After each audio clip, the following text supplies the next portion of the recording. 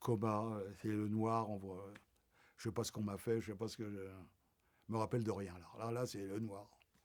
Et du coup, votre souvenir suivant, Le souvenir suivant, le retour le ou... retour. Le retour, oui, je me souviens, c'est euh, dans un train, et puis il s'arrêtait sans arrêt. Il y avait plein de gens qui nous regardaient, et en nous donnant des pommes, des trucs comme ça. Mais je me souviens qu'on s'arrêtait dans toutes les gares et qu'il y avait beaucoup de gens qui nous regardaient, qui étaient dans les gares. Ils devaient être au courant qu'il y avait un train de déportés qui arrivait. On est passé par la Belgique, je pense. Ben, Ça veut dire que tous les survivants d'Auschwitz sont partis ensemble, ont été rapatriés dans le même convoi. Vous étiez nombreux. je pense qu'on était. Oh, je pense qu'on était nombreux, peut-être. Je pense c'était un train complet, mais je pense pas qu'ils ont pris de trop vite parce qu'il n'y avait pas, il y avait pas des, on n'était pas nombreux, si vous voulez. Je me souviens pas. Je me rappelle du train, si vous voulez. C'était les anciens trains. On ouvrait les fenêtres et on regardait. Et eux, les gens nous regardaient beaucoup plus. Et là, vous étiez bien rétabli ou... Je sais, non, je pense pas. Parce que je vais vous dire, même après la libération, quand j'allais à l'école, quand j'avais 10 ans, j'avais toujours des furoncles, j'avais toujours des trucs qui. Heureusement qu'il y avait la pénicilline qui est arrivée. Mais le sang était pourri au fond. Non, j'étais malade. J'avais toujours des boutons, des furoncles partout. Et c'est la pénicilline qui nous a, à l'époque, heureusement qu'ils ont trouvé le produit. Alors, votre retour à Paris, c'est quelle date? Février, c'était avril,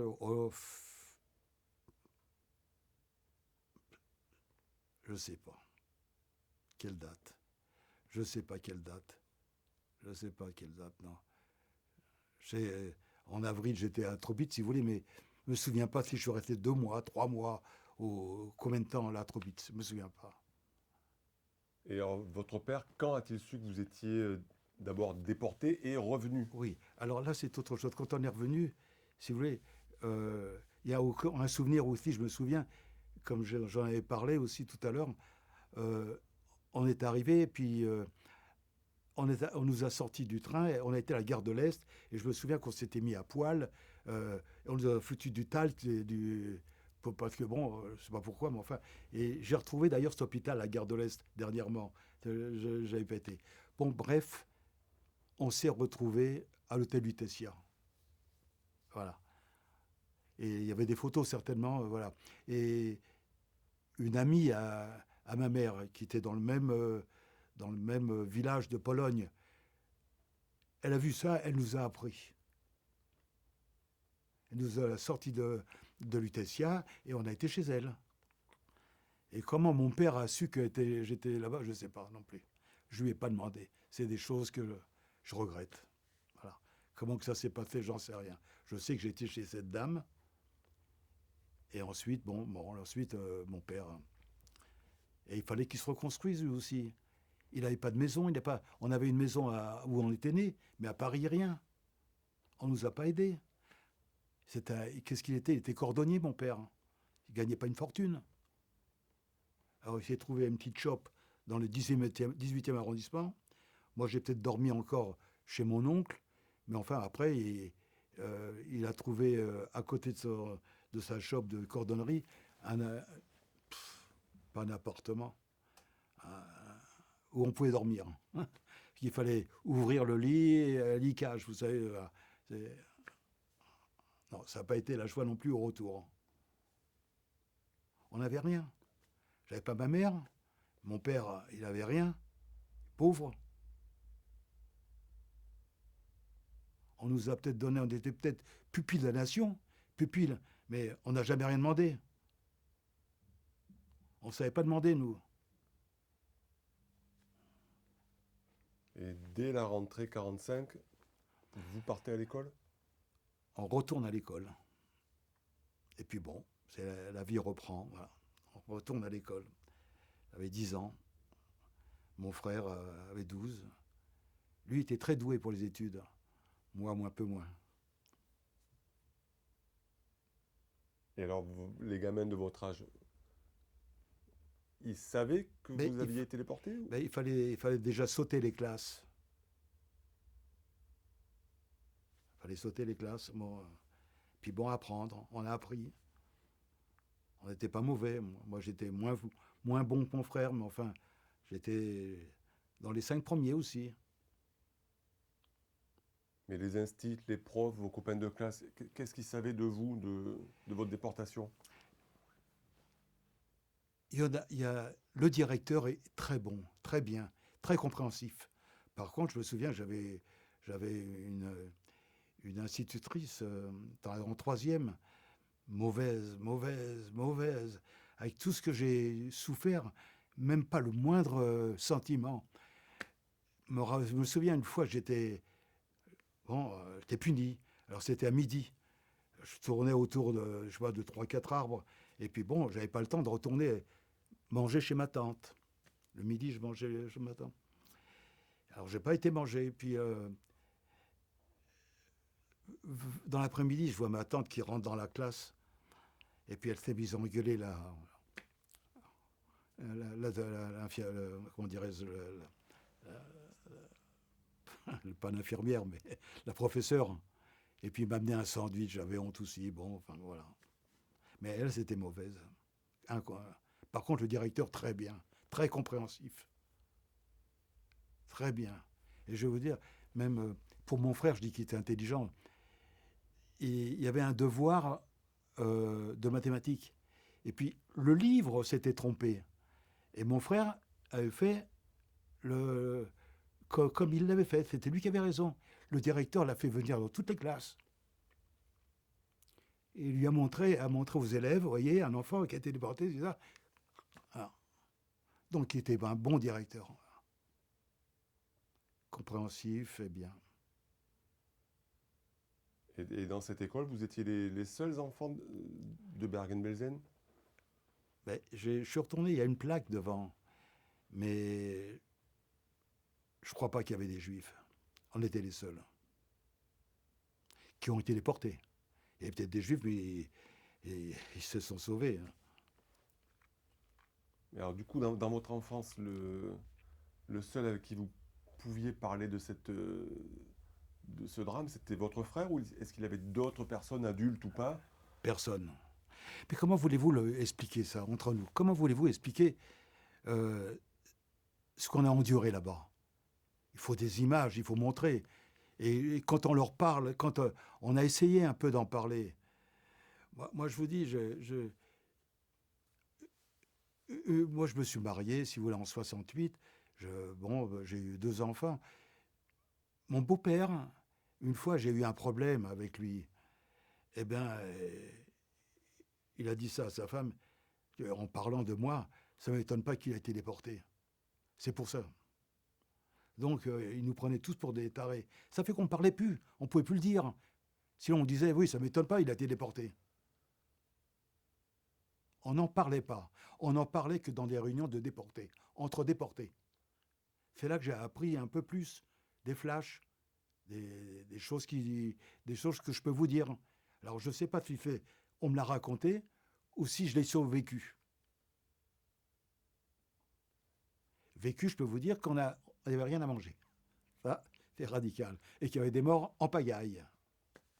Mais à votre retour, donc les années qui suivent la guerre avec votre frère, vous en parliez? C'était un besoin ou pas du tout? Non, pas du tout. Jamais on en a parlé. Non, même pas. C'était pas un besoin. On avait. Vous savez, mon frère, bon, il était intelligent aussi, mais on n'avait pas les moyens de faire les études. Là, on leur donne de l'argent, tout ça maintenant. Mais nous, non, on n'avait rien. Qu'est-ce qu'il a fait? Il est devenu expert comptable en faisant des devoirs par correspondance. Et la journée, il travaillait à la machine à coudre pour gagner de l'argent un peu. Et le soir, il faisait par correspondance pour être comptable. Mais lui, il aurait voulu être chirurgien. Il fallait avoir les moyens. Et vous avez fait quoi comme études? Moi, c'était pas les études. Moi, c'était travailler, gagner de l'argent, refaire ma vie. C'est tout. Et puis, pas parler de déportation, machin, parce que les gens s'en foutent totalement. Et puis, on ne peut pas leur raconter. Il y avait aucun. Maintenant, on sort plein de films sur le camp. Mais pourquoi qu'ils ne l'ont pas sorti après la guerre, hein? Il y a eu une raison, certainement. Ça fait que les gens s'en foutaient. Et vous avez fait quoi comme métier du coup, monsieur? Mais moi, j'ai fait plusieurs fois. J'ai eu commerce dans les vêtements et j'ai fait des pressings. Je montais des pressings au départ, hein. J'installais des pressings. Il y avait eu, en 50, tout ça, c'était la mode. Puis maintenant, Et là, quand vous êtes devenu adulte, vous avez réussi à surmonter cet épisode de la déportation? Ou ça a toujours été... on n'en parlait pas, mais entre nous, je vais vous dire, il n'y a pas un jour dans ma vie où j'y pense pas. J'y pense pas. Où on m'y fait penser. Il n'y a pas un jour. Mais c'est tout, ça s'arrête là. Je pense à cette déportation. Mais on ne peut pas en parler aux autres, c'est impossible. Alors, il y a quand même un moment dans votre vie, vous avez été en relation avec d'autres déportés de Bergen-Belsen, par Oui. l'amicale ou autre. Racontez-nous à partir de quand? Mais c'est quand il y a eu une association, quand ça s'est créé. Voilà, alors tous les ans on se voyait dans un restaurant. Alors là on en parle. Alors, c'était à quelle date à peu près? C'est récent ou c'est les années 60, 70? Mais non, si vous voulez, je pense que tout de suite après la guerre, il y a eu la rue Leroux, il y a eu les associations. Mais j'y étais pas. J'ai jamais été. C'est comme la religion, si vous voulez. Ma mère était très religieuse, comme toutes les juives polonaises. J'avais pas le droit de manger du cochon, même en temps de guerre, même pendant la guerre. Mon oncle, il était fou furieux. Et puis je faisais ma prière. Mais là, c'est fini, ça y est. Je vais pas, vous savez, avec ce qu'on a connu, s'il y avait un petit Dieu, il n'aurait pas laissé, hein. Et donc, l'amicale, vous avez commencé à être en contact avec elle Voilà, bon, rapidement? oui, il y a eu l'amicale. Alors tous les ans, on se voyait, si vous voulez. Mais euh, moi, si vous voulez, l'amicale, maintenant, c'est depuis il y a une dizaine d'années. Mais avant, j'y allais pas. J'y allais pas. Vous savez, beaucoup veulent même plus entendre parler. Beaucoup de déportés veulent même plus entendre parler. Moi, j'ai des amis qui, plus âgés que moi, ils connaissent tout ce qui s'est passé à la seconde dans les camps, mais ils veulent plus en entendre parler. Ni dans les associations, ni dans les... Et, et dans votre famille, alors vous parlez de votre beau-père, cet épisode... On n'en parlait pas. On n'en parlait pas. Lui me racontait comment il s'est sauvé, mais moi, je n'y racontais pas. Je ne pouvais pas raconter. Ça ne l'intéressait pas non plus. Vous savez, ceux qui sont revenus, ils ont tous à raconter quelque chose. Mon beau-père, ben lui, c'était autre chose. Il était à Toulouse. Il raconte qu'heureusement que dans le jardin, la porte était fermée. Qu'est-ce que vous voulez? Quand j'écoute ça, quand nous, on a connu ça, moi, je l'écoute. Mais moi, je raconte rien. Je ne peux pas le raconter. Et votre femme, quand même, qu'est-ce qu'elle sait de votre... Qu'est-ce qu'elle a su de votre Ma déportation? femme, c'est une femme, elle est extraordinaire, bon, mais en plus, elle a la sclérose en plaques, ce qui n'arrange rien. Mais elle est extraordinaire, elle se plaint pas. Et puis bon, je lui raconte pas parce que bon, c'est pas son problème, mais elle compatit, c'est pas. Bon. Je vous dis, par contre, j'ai deux filles, une qui est journaliste. Je dis où elle travaille? Dites tout ce que vous voulez. Chez VSD. Voilà, elle est rédactrice adjointe en chef. Elle est, elle est venue à Bergen-Belsen. Elle est venue à Trobitz. Elle suit, elle est bien. Par contre, j'ai une deuxième qui est commerçante. Elle s'en fout. Oui et non, mais ça ne l'intéresse pas. Et celle qui est journaliste, elle a 2 petits-enfants. Le problème, elle verra jamais sa grand-mère. Elle a que la photo. C'est-à-dire que ma mère. Voilà. Et bon, j'aurais aimé faire un convoi, et aller là-bas. Mais elle me dit, ils sont trop jeunes. Alors je lui ai dit, écoute, moi à 8 ans, j'ai été déporté. Elle a 11 ans et l'autre a 9 ans. Mais voilà, maintenant, vous savez, c'est quand ils ont un bobo, on va chez le docteur. Et moi, je lui dis souvent, écoute, bobo, laisse-la. Bah, c'est comme ça maintenant, une autre génération. Et donc, par contre, vos filles savent tout ce que vous avez en mémoire, vous leur avez raconté comme aujourd'hui, finalement? Non, Ou vous leur cachez ça ne des... les intéresse pas. À part Gaëlle, à part la journaliste. Mais l'autre, ça ne l'intéresse pas. Et puis, c'est dur à raconter. C'est dur, vous savez, bon, euh, là, vous êtes en face de moi, on est là pour parler. Mais quand je les vois, on a d'autres choses à se raconter, de bonnes choses. Où tu vas, qu'est-ce que tu fais? La déportation, ça y est, c'est pour moi. C'est pas pour eux.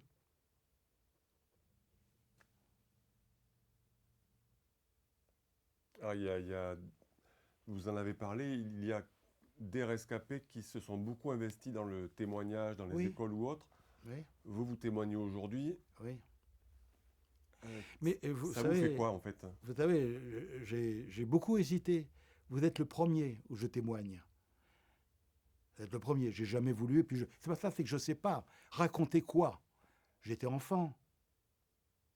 C'est vrai que vous me posez des questions. Alors bon, je raconte, mais beaucoup plus âgé, vous aurez raconté plus en détail. Moi, j'étais qu'un enfant. Il faut me montrer la photo. J'avais